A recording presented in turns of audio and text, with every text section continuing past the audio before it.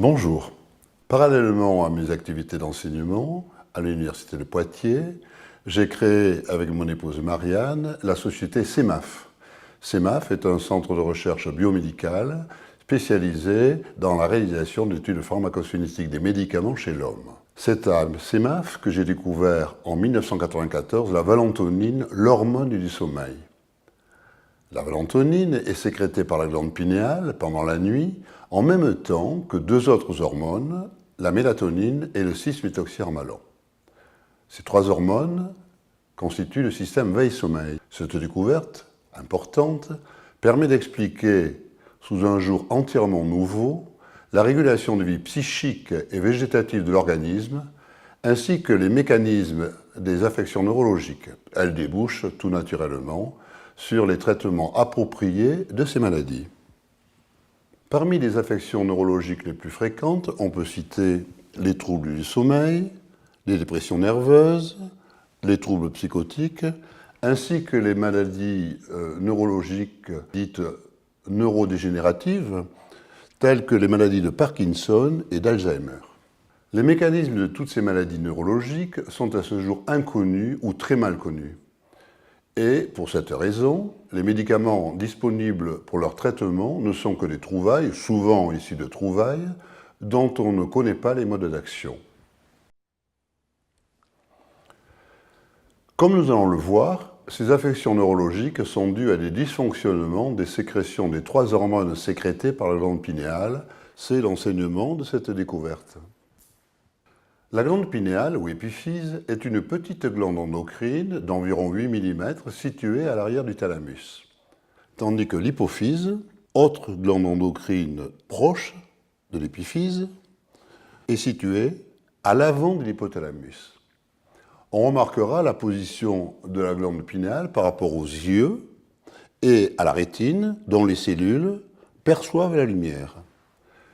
Chez l'homme et tous les mammifères, les cellules de la rétine perçoivent la luminosité ambiante.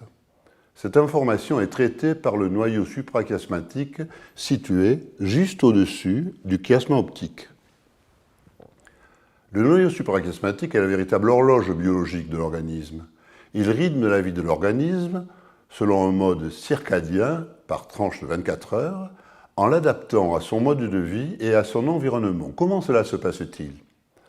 La glande pinéale joue un rôle de transduction.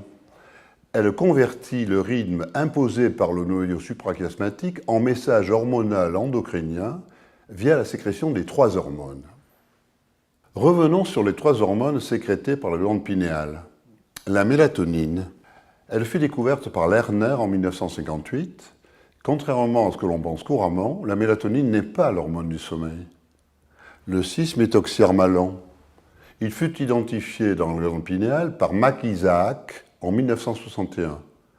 Le 6-MH est un composé psychostimulant de même niveau d'intensité que le LSD. C'est le véritable agent des psychoses. Et en 1994, j'ai découvert dans la glande pinéale la valentonine. C'est la véritable hormone du sommeil et la clé de la découverte du système veille-sommeil.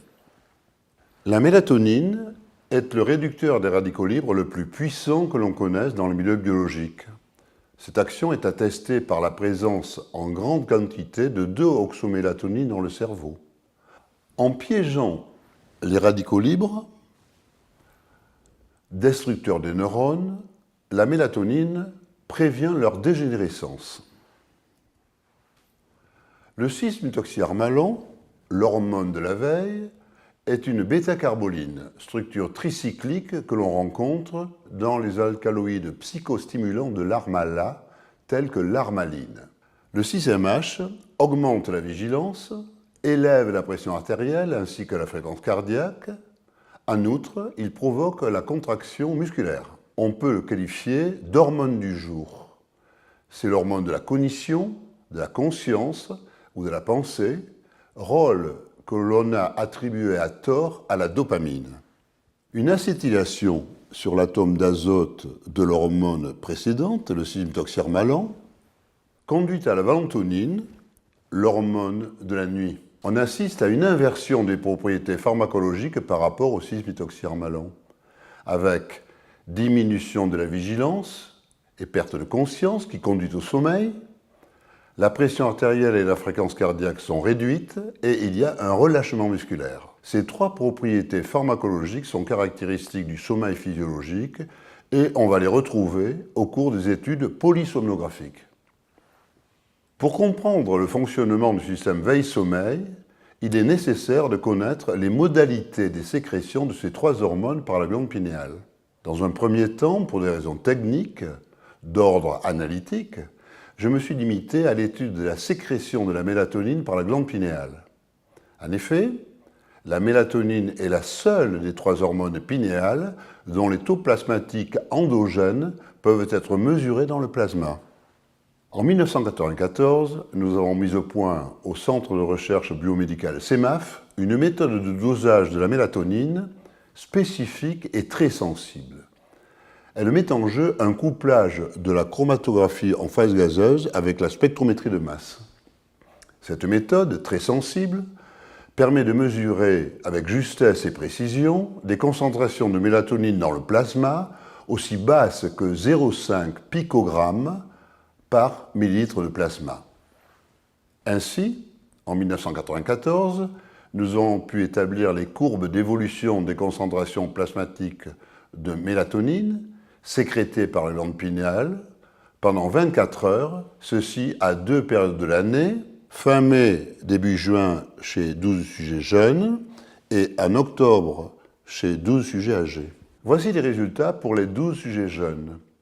L'allure des courbes correspond à celle d'une libération à vitesse constante de la mélatonine dans la circulation sanguine par la glande pinéale.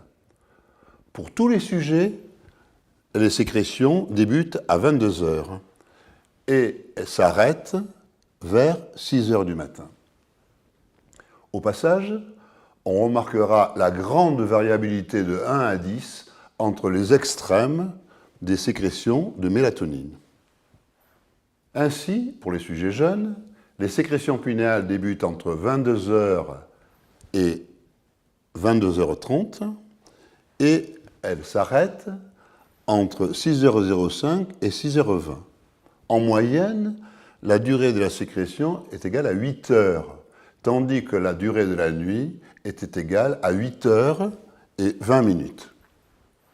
Des résultats identiques ont été observés chez les sujets âgés, étudiés au mois d'octobre, alors que la durée de la nuit s'élevait à 13 heures et 25 minutes. Ainsi, contrairement à ce qui est couramment rapporté dans la littérature scientifique, la sécrétion pinéale de mélatonine se déroule entre 22 heures et 6 heures du matin, quelle que soit la saison, c'est-à-dire la durée de la nuit. Sur cette diapositive, j'ai représenté les courbes extrêmes pour les deux populations de sujets jeunes et âgés. L'amplitude des variations quantitatives de la sécrétion de mélatonine est considérable. On observe un facteur 13 entre les sécrétions pinéales les plus basses et les sécrétions pinéales les plus importantes. En moyenne, dans cette étude, la sécrétion pinéale de mélatonine diminue avec l'âge. Toutefois, c'est chez un sujet âgé que l'on a trouvé la concentration la plus élevée au plateau, c'est-à-dire le record à la hausse de cette sécrétion. Nous ne sommes donc pas égaux pour ce qui concerne la sécrétion pinéale de mélatonine. Mais comment déterminer les cinétiques des sécrétions pinéales de la valentonine et du 6-méthoxyharmalan? Contrairement à la mélatonine, il est techniquement impossible de mesurer les concentrations plasmatiques endogènes de la valentonine et du 6-méthoxyharmalan, ceci pour des raisons pharmacocinétiques comme nous allons le voir. Les résultats de mes travaux montrent de façon très claire que la sérotonine est le précurseur des trois hormones pinéales. Elles sont synthétisées dans la glande pinéale à partir de la sérotonine selon un processus d'acétylation en cascade grâce à la même enzyme N-acétyltransférase. Ces trois sécrétions hormonales sont contemporaines. Elles se déroulent entre 22 heures et 6 heures du matin tout au long de l'année. Or, la seule condition pour assurer de façon harmonieuse l'alternance des périodes de repos entre 22 heures et 6 heures du matin et d'activité entre 6 heures du matin et 22 heures est que les propriétés pharmacocinétiques de la valentonine et du 6-méthoxyharmalan soient strictement identiques chez tous les mammifères à sommeil nocturne, par exemple chez l'homme et chez le chien. C'est la raison pour laquelle j'ai décidé de déterminer les pharmacocinétiques de ces trois hormones chez le chien. Les valeurs des principaux paramètres pharmacocinétiques d'élimination et de distribution sont rassemblées dans le tableau suivant. L'examen des valeurs des volumes de distribution VD montre que les diffusions du sang vers les milieux extravasculaires de la valentonine et du 6-méthoxyharmalan sont respectivement 10 et 36 fois plus fortes que celles de la mélatonine, ce qui signifie que pour une même quantité sécrétée par la glande pinéale, les concentrations plasmatiques de la valentonine et du 6-méthoxyharmalan seraient respectivement 10 fois et 36 fois plus faibles que celles observées avec la mélatonine, donc impossibles à mesurer. Les résultats des études pharmacocinétiques de la valentonine et du 6-MH chez le chien, identiques à ceux que l'on obtiendrait chez l'homme, sont extrêmement intéressants. En effet, après avoir fixé des doses dans un rapport de 4 à 1 entre la valentonine et le 6-méthoxyharmalan, j'ai pu simuler, à l'aide de logiciels adéquats, les courbes d'évolution des concentrations plasmatiques des trois hormones chez l'homme pendant 24 heures. Et la nature fait bien les choses. En effet, on s'aperçoit que les concentrations de la valentonine dans le sang et les milieux extravasculaires, dont le cerveau, sont supérieures à celles du 6-méthoxyharmalan pendant la période de repos entre 22 heures et 6 heures du matin. Ici, le 6-méthoxyharmalan, ici, la valentonine. A l'inverse, dès l'arrêt des sécrétions pinéales, en quelques minutes, les concentrations du 6-méthoxyharmalan deviennent supérieures à celles de la valentonine dans tout l'organisme. Chez tous les mammifères, la fonction endocrine de la glande pinéale, c'est-à-dire la sécrétion des trois hormones, s'exerce entre 22 heures et 6 heures du matin. Sur cette figure, nous avons représenté les courbes de sécrétion chez les mammifères à sommeil nocturne. Ainsi, à 6 heures du matin, la glande pinéale a fini son boulot. Que se passe-t-il pendant 24 heures à partir de 22 heures? Pendant 8 heures, entre 22 heures et 6 heures du matin, durant la période de repos, le sommeil physiologique répare et restaure notre organisme. À partir de 6 heures du matin, régénérés par une nuit de sommeil, nous entrons dans une phase d'activité. Et, à partir de 22 heures, fatigués par une journée d'activité, cassés comme on dit, nous gagnons notre lit en quête de repos. Et nous entamons un nouveau cycle. La première impulsion, le primum movens, se produit à 22 heures avec le déclenchement simultané des sécrétions pinéales des trois hormones. Puis, pendant 8 heures, la mélatonine, puissant réducteur, va éliminer les radicaux libres et protéger les neurones. Chez les mammifères à sommeil nocturne, tels que l'homme, et pour les raisons pharmacocinétiques précédemment évoquées, les concentrations de valentonine dans le sang et le cerveau sont supérieures à celles du 6-méthoxyharmalan, ce qui a pour conséquence une réduction de la vigilance, des réductions de la pression artérielle et de la fréquence cardiaque et une relaxation musculaire. À 6 heures du matin, la sécrétion pinéale s'interrompt. On assiste en quelques minutes à une prévalence des concentrations du 6-méthoxyharmalan dans le cerveau. En conséquence, il y a inversion des actions précédentes, avec augmentation de la vigilance, augmentation de la pression artérielle et de la fréquence cardiaque et augmentation de la contraction musculaire. Avant de parler des modes et des lieux d'action des hormones pinéales, il est indispensable de préciser les rôles de la sérotonine qui est leur précurseur, comme nous l'avons vu. La sérotonine peut être considérée comme un véritable chef d'orchestre pour la régulation des vies psychiques et végétatives de l'organisme pendant les 24 heures du nyctémère.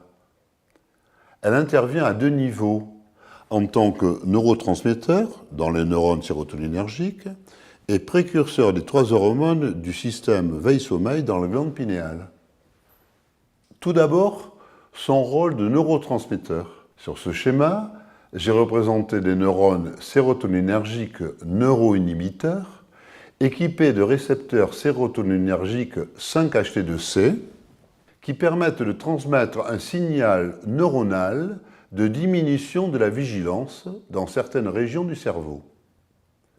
L'activation des récepteurs 5-HT2C par la sérotonine se traduit par une diminution de la vigilance qui peut conduire au sommeil. Examinons les actions de la valentonine et du 6-méthoxyharmalan sur ces récepteurs sérotoninergiques 5-HT2C. La valentonine présente une analogie structurale avec la sérotonine qui lui permet de se fixer au voisinage immédiat des récepteurs 5-HT2C. En établissant des liaisons hydrogènes avec les liaisons peptidiques du récepteur, elle déforme les récepteurs et les rend plus sensibles à la sérotonine. Cette activation du récepteur, appelée activation allostérique, amplifie le signal neuronal et provoque une diminution de la vigilance qui conduit au sommeil entre 22h et 6h du matin. A l'inverse, le 6-méthoxyharmalan, par analogie structurale toujours, entre en compétition avec la sérotonine vis-à-vis des sites récepteurs 5-HT2C et empêche une partie de la sérotonine de se fixer à ces récepteurs, ce qui conduit à une augmentation de la vigilance et maintient l'éveil à partir de 6h le matin. La valentonine et le 6-méthoxyharmalan modulent de façon identique les récepteurs dopaminergiques D1 et D2 et les récepteurs alpha-2 noradrénergiques. Nous pouvons maintenant expliquer ce qui se passe entre 22h et 6h du matin dans trois zones du cerveau au niveau des récepteurs alpha-2 noradrénergiques, 5-HT2 sérotoninergiques et D1 et D2 dopaminergiques. À partir de 22h et jusqu'à 6h du matin, dès que nous sommes à l'abri de la lumière, la transduction photoneuroendocrine se solde par une stimulation noradrénergique des pinéalocytes que nous voyons ici. Ce qui déclenche la sécrétion pinéale des trois hormones dans la circulation sanguine. Pour des raisons pharmacocinétiques, l'action de la valentonine est prédominante.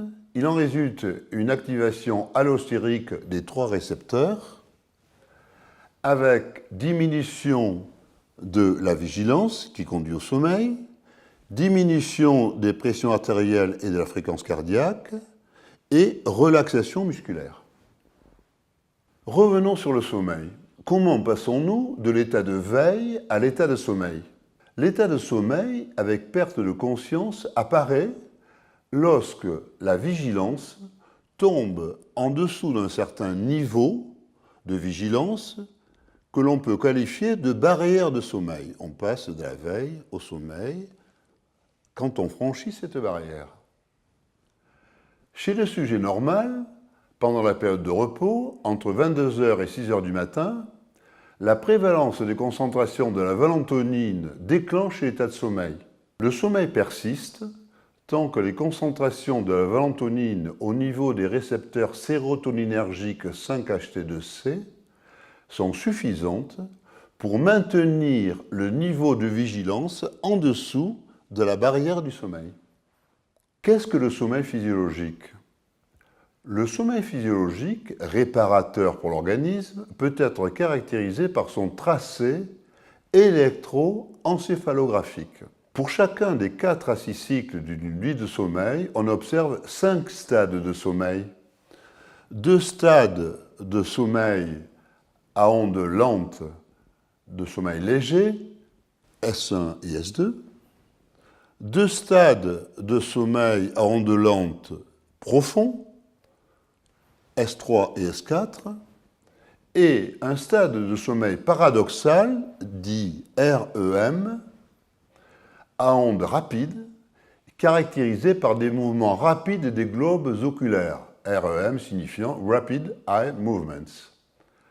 Chez un sujet normal, la durée du sommeil profond, seul réparateur pour l'organisme, doit représenter environ 50% du sommeil total, tandis que celle du sommeil paradoxal doit en représenter 5 à 10%. Examinons les tracés électroencéphalographiques du sommeil obtenu chez le chien après administration intraveineuse d'un placebo. Pour une durée d'enregistrement de 120 minutes, les chiens dorment en moyenne 27,4 minutes avec 51% de sommeil profond, réparateur, 37% de sommeil léger, non réparateur, et 12% de sommeil paradoxal, en relation avec la mémoire. Nous retrouvons, avec le placebo, l'architecture électroencéphalographique du sommeil physiologique. Avec le zolpidem, chez le chien, la durée du sommeil est inférieure à celle du placebo. On remarquera que le sommeil léger non réparateur pour l'organisme prédomine sur le sommeil profond. Enfin, on observe un effondrement du sommeil paradoxal en rapport avec l'effet amnésiant de ces médicaments. Avec le diazépam, la durée du sommeil total est supérieure à celle observée avec le placebo, quoique non significativement différente. Mais, comme pour le zolpidem, le sommeil léger non réparateur pour l'organisme prédomine très nettement sur le sommeil profond. Et on observe toujours un effondrement du sommeil paradoxal en rapport avec l'effet amnésiant de ce médicament. À la dose de 0,32 mg par kilo, la valentonine donne du sommeil physiologique avec prédominance du sommeil profond réparateur pour l'organisme, comme nous le voyons ici. Le sommeil paradoxal représente 10% du sommeil total. La durée du sommeil total, voisine de la durée de l'état vigile, est supérieure de façon statistiquement très significative à celles observées avec le zolpidem et le diazépam. À la dose de 1,28 mg par kilo, l'effet hypnotique est spectaculaire. En effet, la durée du sommeil total représente pratiquement les 2/3 de la durée d'observation. L'architecture électroencéphalographique du sommeil correspond à celle du sommeil physiologique, avec prédominance du sommeil profond réparateur et présence de sommeil paradoxal en quantité suffisante pour la mémoire. En conclusion de ces études électroencéphalographiques de différents médicaments, nous pouvons dire que la valentonine, hormone du sommeil sécrétée par la glande pinéale entre 22h et 6h du matin chez tous les mammifères, donne du sommeil physiologique.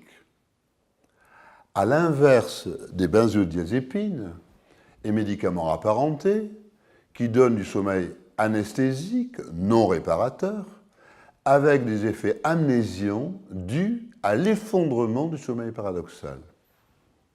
Quelles sont les conséquences d'un dysfonctionnement de la glande pinéale responsable des affections neurologiques?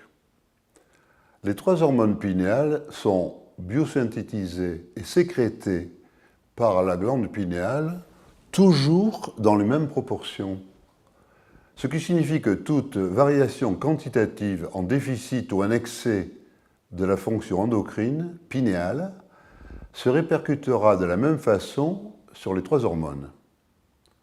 Ainsi, tout déficit de la valentonine, responsable de troubles du sommeil, sera accompagné de déficits simultanés du 6-méthoxyharmalan, l'hormone de la veille, et de la mélatonine, l'hormone neuroprotectrice. Raison pour laquelle, dans les affections neurologiques dues à un hypofonctionnement de la glande pinéale, il faudra administrer les 3 hormones afin d'intervenir de façon harmonieuse sur la régulation de l'organisme. La valentonine ne peut être administrée par voie orale car elle est totalement dégradée en milieu gastro-intestinal. C'est la raison pour laquelle j'ai synthétisé entre 1994 et 2007 569 succédanés de synthèse de la valentronine actifs par voie orale qui donnaient toutes du sommeil physiologique. Mais lorsque j'ai réalisé qu'il fallait co-administrer les 3 hormones dans les affections neurologiques dues à un hypofonctionnement de la glande pinéale, un seul traitement s'est imposé. Administration de mélatonine par voie orale et simultanément association valentronine et 6-méthoxyarmalan par voie transdermique en utilisant des patchs à 2 réservoirs. En effet, seule la valentronine peut être utilisée car ses propriétés pharmacocinétiques particulières permettent de l'associer au 6-méthoxyarmalan afin de respecter de manière précise les périodes de prévalence des 2 hormones au cours des 24 heures du nictémère. Et d'autre part, seule la voie transdermique convient, en pratique, pour l'association valentronine 6-méthoxyarmalan dans un rapport de dose égal à 4 pour 1, car elle permet de reproduire les courbes de sécrétion endogène de ces 2 hormones. La mélatonine est donc le marqueur de la synthèse des 3 hormones du système veille-sommeil. En ce qui concerne les traitements des affections neurologiques, 2 situations se présentent.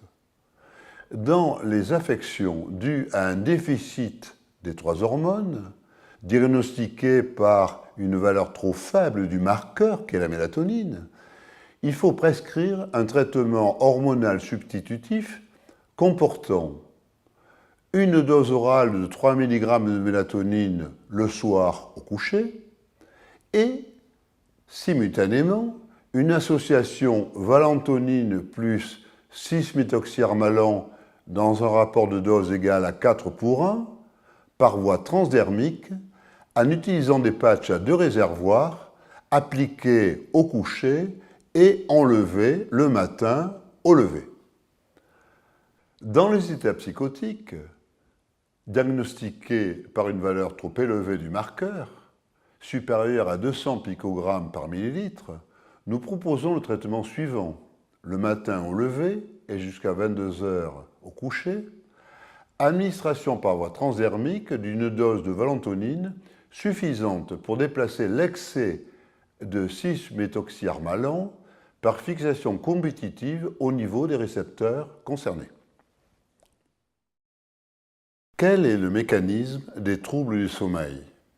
Les travaux de Tsiszynski, publiés dans la littérature scientifique, montrent que l'excrétion urinaire du métabolite sulfoconjugué de la mélatonine chez les sujets âgés diminue proportionnellement au degré de l'insomnie.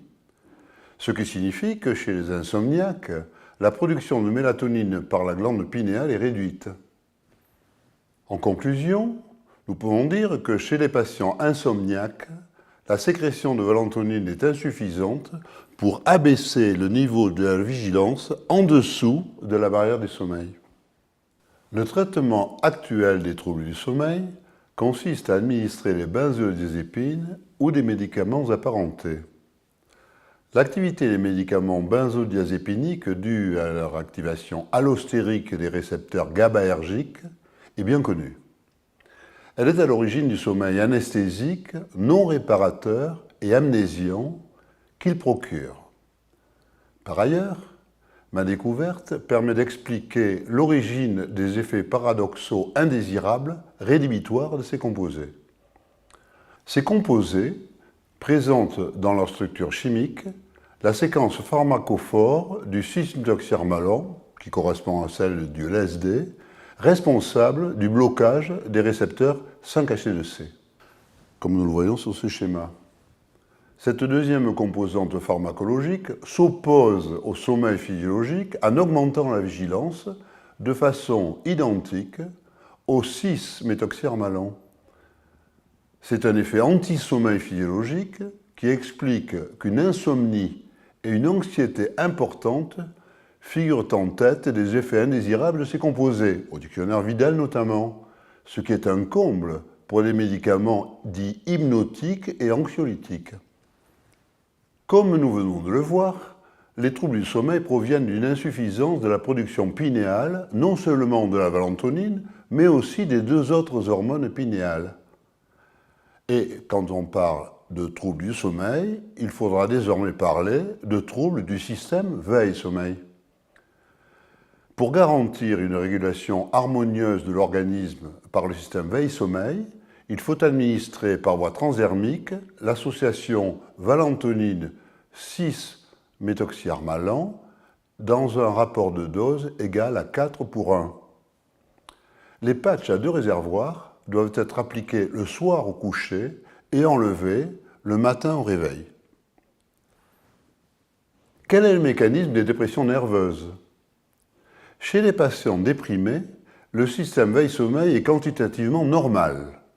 Mais, chez les sujets déprimés, le système veille-sommeil est insuffisant pour franchir la barrière du sommeil compte tenu de l'augmentation de la vigilance due au stress. Le traitement actuel consiste à administrer des inhibiteurs du recaptage de la noradrénaline, les IRN, et des inhibiteurs du recaptage de la sérotonine, les IRS. La découverte du système veille-sommeil permet d'expliquer leur mode d'action. In fine, l'activité des IRN et des IRS résulte de l'activation des mêmes récepteurs 5-HT2C sérotoninergiques que la valentonine, mais de façon non spécifique et pendant 24 heures. En effet, les antidépresseurs IRN du type de la clomipramine, l'anafranil, et IRS du type de la fluoxétine, le Prozac, agissent respectivement sur tous les récepteurs noradrénergiques et sérotoninergiques pendant 24 heures et engendrent de nombreux effets secondaires. Ma découverte montre que les dépressions nerveuses sont des troubles du sommeil passagers. Il faut donc les traiter de la même façon que les troubles du sommeil, en administrant l'association valentonine 6-méthoxyarmalan dans un rapport de dose égal à 4:1 pendant la durée de la dépression. Chez les patients menacés ou atteints de maladies neurodégénératives, les sécrétions de mélatonine sont très abaissées, voire effondrées. La prévention et le diagnostic des maladies neurodégénératives passe donc par un dosage de la mélatonine dans le plasma, le marqueur, à partir de 1h du matin. Chez les patients atteints de la maladie de Parkinson ou des syndromes parkinsoniens, une insuffisance de la sécrétion de mélatonine est responsable de la dégénérescence des neurones dans la substance noire, locus niger, et la projection nigrostriée. En détectant la potentialité de cette affection chez les sujets à risque, on peut prévenir la maladie par administration de mélatonine, une capsule de 3 mg de mélatonine administrée le soir au coucher. Lorsque la maladie est diagnostiquée, il faut stopper sa progression par administration orale de mélatonine, par exemple une dose de 3 mg de mélatonine le soir au coucher est suffisante, et administrer, comme pour les troubles du sommeil, l'association valentonine 6-méthoxyarmalan dans un rapport de dose égal à 4:1 par voie transdermique. Dans cette association, la valentonine agit en tant qu'activateur allostérique des récepteurs D1 et D2 dopaminergiques de la même façon, mais plus efficacement que la L-Dopa, précurseur de la dopamine, et les antiparkinsoniens dérivés de l'ergoline. Chez les patients atteints de la maladie d'Alzheimer, la sécrétion pinéale de mélatonine est effondrée. La glande pinéale ne fonctionne plus. En détectant la potentialité de cette affection chez les sujets à risque, on peut prévenir la maladie par administration orale de mélatonine en donnant une capsule de 3 mg de mélatonine le soir au coucher. Lorsque la maladie est diagnostiquée, il faut administrer l'association valentonine 6-méthoxyarmalan dans un rapport de 4:1 par voie transdermique à fort dosage. La valentonine et le 6-méthoxyarmalan devraient améliorer, s'il n'est pas trop tard, le sommeil et les capacités cognitives. Ma découverte confirme, comme l'avait suggéré Mac Isaac, que le 6-méthoxyharmalan est l'agent des psychoses. Chez les sujets psychotiques, les sécrétions pinéales des 3 hormones du système veille-sommeil sont excessives. C'est sans doute en raison d'une très forte sécrétion de mélatonine qui n'a jamais été observée de maladie d'Alzheimer chez ces sujets.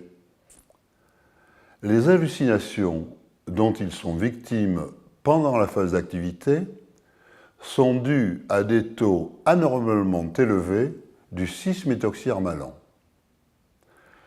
Un traitement par administration d'un patch de valentonine appliqué le matin au réveil et retiré le soir au coucher devrait se révéler efficace, ceci sur la base d'un déplacement par fixation compétitive de l'excès du 6-méthoxyharmalan par la valentonine du patch au niveau des récepteurs 5-HT2C sérotoninergiques, alpha-2 noradrénergique et D1-D2 dopaminergique. En conclusion, par sa fonction endocrine, la glande pinéale produit le système veille-sommeil qui régule les vies psychiques et végétatives de l'organisme par tranche de 24 heures. On peut considérer la glande pinéale comme le primat des glandes endocrines. La fonction endocrine de la glande pinéale semble avoir la primauté dans la régulation de l'organisme. Les dysfonctionnements de ce système permettent d'expliquer l'origine de nombreuses affections neurologiques. La connaissance de leur mécanisme va faciliter leur traitement. Elle m'a permis, de mon côté, de vous faire des propositions. Je vous remercie de votre attention.